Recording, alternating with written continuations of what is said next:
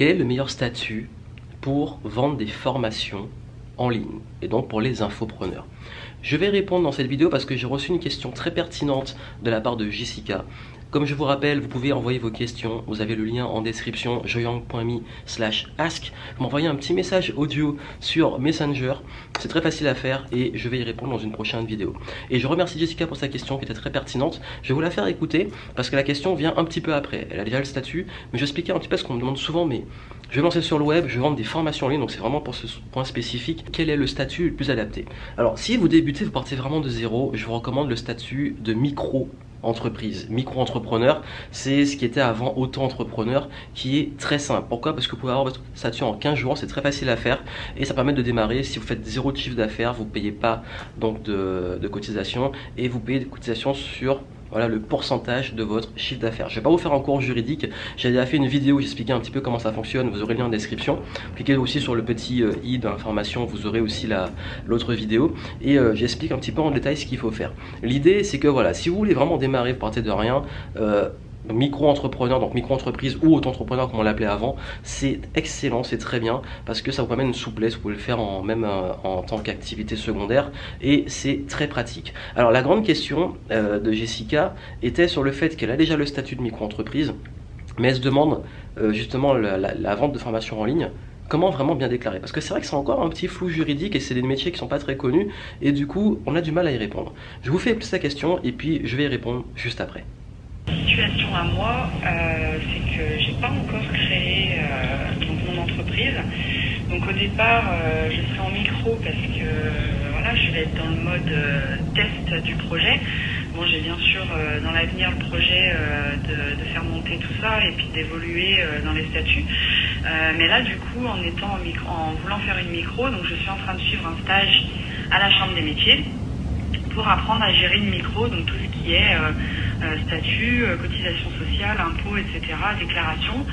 Et je me posais la question parce que je sais que le métier de coach, c'est du libéral, mais tout ce qui va être vente de formation en ligne, est-ce que ce sera à déclarer dans les revenus libérales ou est-ce qu'il faudra les déclarer en vente de produits? Parce que du coup, c'est pas du tout les mêmes barèmes. Voilà, parce que du coup, c'est pas du tout les mêmes barèmes. Et je voulais avoir l'avis de quelqu'un qui est dans le métier, parce qu'à la Chambre des métiers, quand on leur pose la question, vu que c'est des nouveaux métiers, j'ai pas l'impression qu'ils ont l'air super au courant. Ils répondent des fois un petit peu à côté de la plaque. Donc voilà, j'aurais aimé être éclairée à ce niveau-là. J'ai pas envie de faire de bêtises et de me planter dans mes futures déclarations, donc j'ai envie d'être dans les clous et de faire les choses correctement. En espérant que ma question elle pourra intéresser aussi d'autres personnes. Et sur ce, je te remercie d'avance et bisous bisous, à bientôt, ciao. Donc merci Jessica pour ta question, je vais y répondre. Alors je précise que justement je ne suis pas sûr que ma réponse soit bonne. N'hésitez pas à me dire en commentaire si vous avez vraiment une réponse très claire.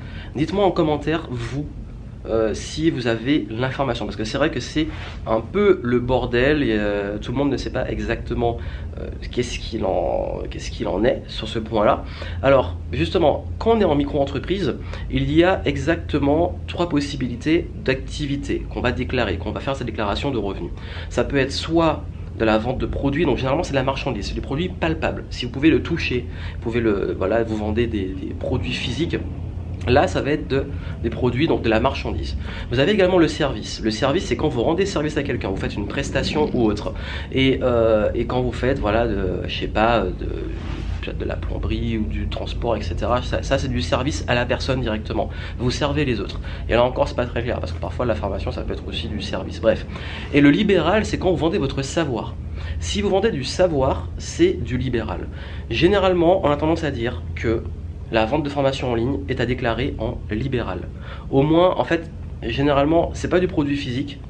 Mais pourtant, à un moment, on disait qu'on pouvait déclarer en produit physique, mais c'était pas très clair parce que c'était des produits, mais c'est des produits numériques, donc c'est pas palpable, parce que c'est qu'on mène de la transmission de savoir.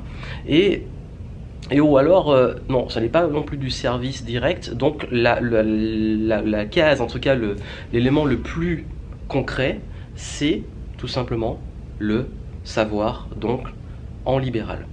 C'est ce qui est la plupart du temps dit et accepté dans la pratique, mais comme l'a dit Jessica, c'est pas clair. Donc je pense pas que franchement il y ait énormément de problèmes si vous vous trompez. Moi je dirais en libéral, je vous dis que j'ai peut-être pas la réponse officielle parce que je suis pas du tout juriste et comme je dis souvent, je suis pas l'expert, mais j'essaie de vous apporter des éléments de ce que moi je sais, je vous le transmets. Mais s'il y a un expert, manifeste-toi ou manifestez-vous les experts en commentaire, mais soyez sûr d'avoir vraiment des bases solides pour le dire si vous pouvez aider à y répondre, parce que comme je l'ai dit, ma réponse n'est pas sûre à 100%. Mais pour moi en fait, en tout cas moi, quand j'avais débuté sur le web et que j'étais auto-entrepreneur, j'avais choisi justement de déclarer en libéral. Au moins j'étais sûr que, enfin, je crois qu'en libéral on paye plus de cotisations, je crois, je suis pas sûr, je me rappelle plus. Mais en tout cas, j'avais fait ça, j'ai jamais été emmerdé, jamais eu de soucis, donc je pense que c'est ce qu'il faut faire. En tout cas, je pense clairement que de toute façon, ce qui est défini, c'est la transmission, le savoir. Le libéral, c'est du savoir, c'est des compétences du savoir.